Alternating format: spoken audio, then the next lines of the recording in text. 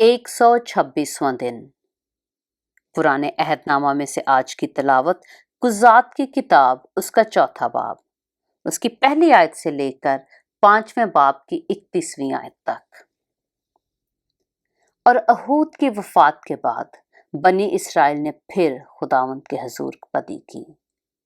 सो खुदावंद ने उनको कनान के बादशाह याबीन के हाथ, जो हसूर में सल्तनत करता था, बेचा, और उसके लश्कर के सरदार का नाम सीसरा था।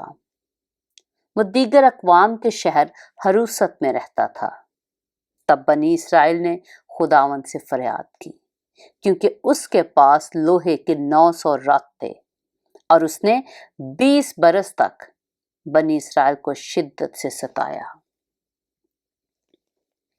उस वक्त लफीदोत की बीवी दबूरा नबिया बनी इसराइल का इंसाफ किया करती थी, और वह इफ्राइम के कोहस्तानी मुल्क में रामा और बैतेल के दरमियान दबूरा के खजूर के दरख्त के नीचे रहती थी, और बनी इसराइल उसके पास इंसाफ के लिए आते थे।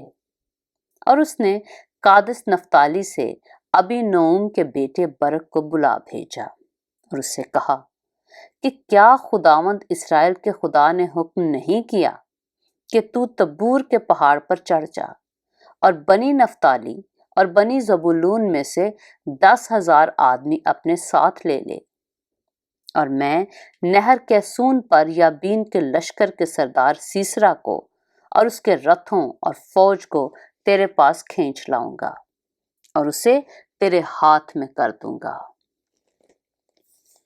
और बरक ने उससे कहा, अगर तू मेरे साथ चलेगी तो मैं जाऊंगा, पर अगर तू मेरे साथ नहीं चलेगी तो मैं नहीं जाऊंगा।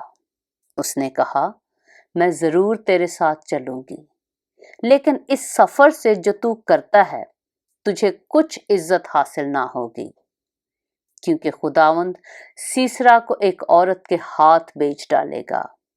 और दबूरा उठकर बरक के साथ कादिस को गई, और बरक ने ज़बूलून और नफ्ताली को कादिस में बुलाया, और 10,000 मर्द अपने हमरा लेकर चढ़ा, और दबूरा भी उसके साथ चढ़ी।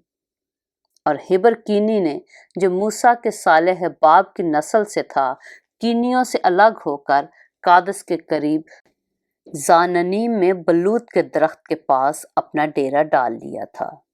तब उन्होंने सीसरा को खबर पहुंचाई कि बरक बिन अबीनोअम कोहे तबूर पर चढ़ गया है।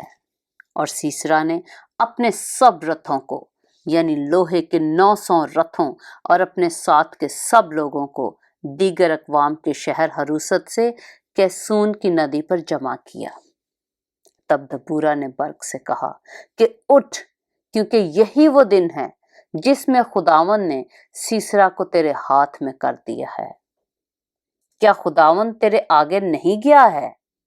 तब बरक और वह 10,000 मर्द उसके पीछे पीछे कोहे तबूर से उतरे।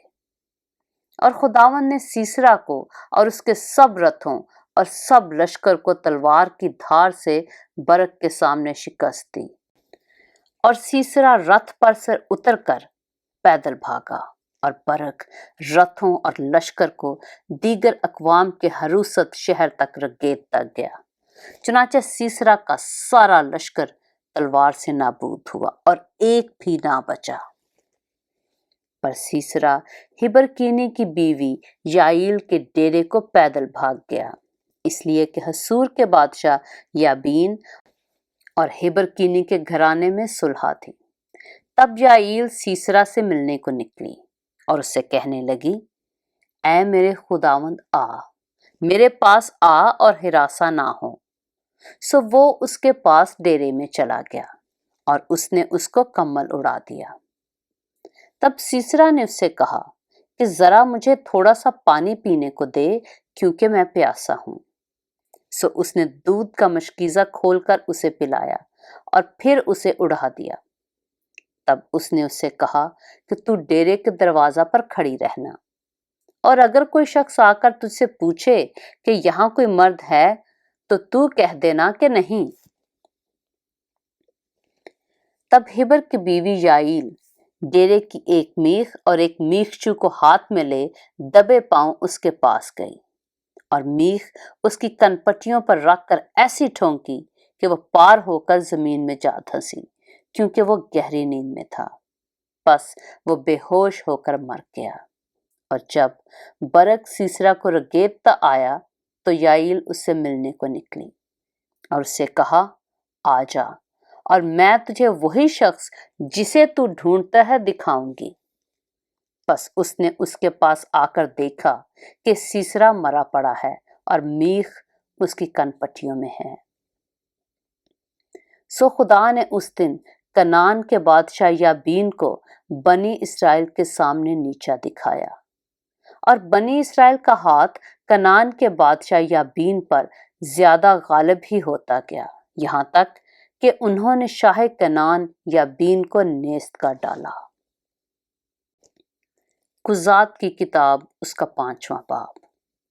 उसी दिन दबूरा और अबीनोम के बेटे बरक ने ये गीत गाया कि पेशवाओं ने जो इसराइल की पेशवाई की और लोग खुशी खुशी भरती हुए, इसके लिए खुदावंद को मुबारक कहो।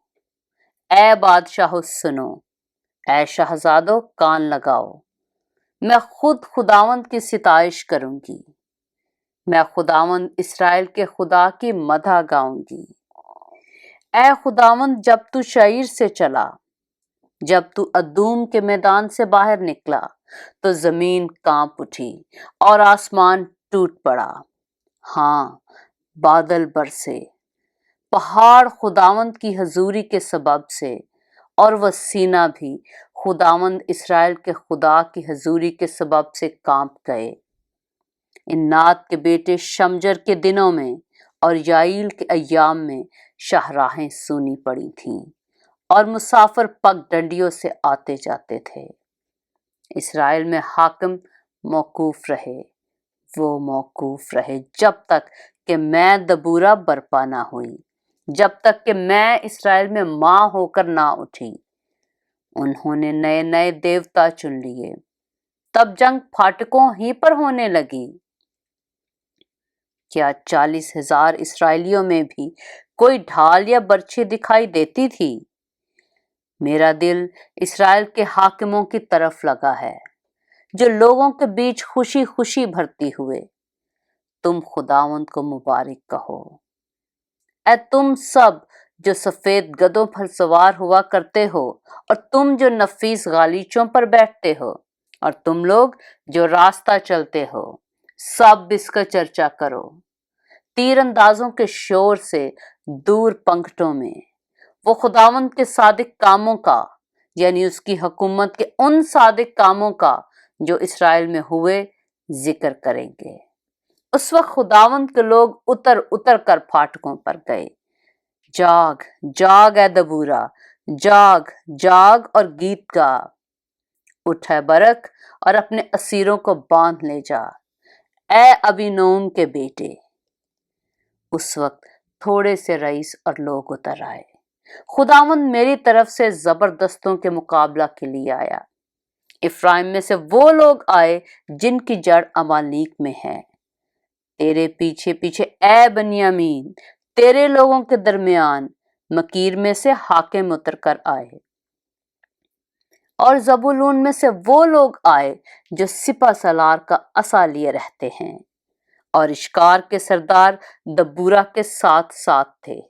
जैसा इश्कार वैसा ही बरक था। वो लोग उसके हमरा झपट कर वादी में गए। रूबन की नदियों के पास बड़े बड़े इरादे दिल में ठाने गए।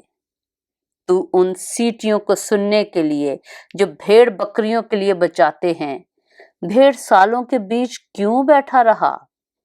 रूबन की नदियों के पास दिलों में बड़ा तरद्दुद था। जिलाद यर्दन के पार रहा और दान कश्तियों में क्यों रह गया? आशर समंदर के बंदर के पास ही बैठा रहा और अपनी खाड़ियों के आसपास जम गया। जबूलून अपनी जान पर खेलने वाले लोग थे और नफ्ताली भी मुल्क के ऊंचे ऊंचे मुकामों पर ऐसा ही निकला। बादशाह आकर लड़े, तब कनान के बादशाह तानाक में मिजदद के चश्मों के पास लड़े, पर उनको कुछ रुपए हासिल ना हुए। आसमान की तरफ से भी लड़ाई हुई, बल्कि सितारे भी अपनी अपनी मंजिल में सीसरा से लड़े। कीसून नदी उनको बहा ले गई, यानी वही पुरानी नदी जो कि सून नदी है। ऐ मेरी जान, तू जोरों में चल। उनके कूदने, उन जबरदस्त घोड़ों के कूदने के सबब से सुमों की टाप की आवाज होने लगी। खुदावंद के फरिश्ता ने कहा कि तुम मेरोज पर लानत करो, उसके बाशिंदों पर सख्त लानत करो, क्योंकि वो खुदावंद की कुम्मक को जोरावरों के मुकाबिल खुदावंद की कुम्मक को ना आए। हिबरकीनी की बीवी याइल सब औरतों में से मुबारक ठहरेगी। जो औरतें डेरों में हैं उनमें वो मुबारक होगी। सीसरा ने पानी मांगा, उसने उसे दूध दिया। अमीरों की काब में वो उसके लिए मक्खन लाई। उसने अपना हाथ मेख को और अपना दाहिना हाथ बढ़ाइयों के मेखचू को लगाया और मेखचू से उसने सीसरा को मारा। उसने उसके सर को फोड़ डाला और उसकी कनपट्टियों को वार पार छेद दिया। उसके पांव पर वो झुका, वो गिरा और पड़ा रहा। उसके पांव पर वो झुका और गिरा। जहां वो झुका था वहीं वो मरकर गिरा। सीसरा की मां खिड़की से झांकी और चिल्लाई। उसने झिलमिली की ओट से पुकारा कि उसके रथ के आने में इतनी देर क्यों लगी, उसके रथों के पहिए क्यों अटक गए। उसकी दानिशमंद औरतों ने जवाब दिया, बल्कि उसने अपने को आप ही जवाब दिया। क्या उन्होंने लूट को पाकर उसे बांट नहीं लिया है? क्या हर मर्द को एक एक बल्कि दो दो कुंवारियां, और सीसरा को रंगा रंग कपड़ों की लूट, बल्कि बैल बूटे कढ़े हुए रंगा रंग कपड़ों की लूट, और दोनों तरफ बैल बूटे कढ़े हुए रंगा रंग कपड़ों की लूट, जो असीरों की गर्दनों पर लदी हो नहीं मिली। है खुदावंद, तेरे सब दुश्मन ऐसे ही हलाक हो जाएं, लेकिन उसके प्यार करने वाले आफताब की मानिद हों, जब वो आबोताब के साथ तलू होता है और मुल्क में 40 बरस अमन रहा। पाक कलाम के पढ़े और सुने जाने पर खुदावंद की बरकत हो।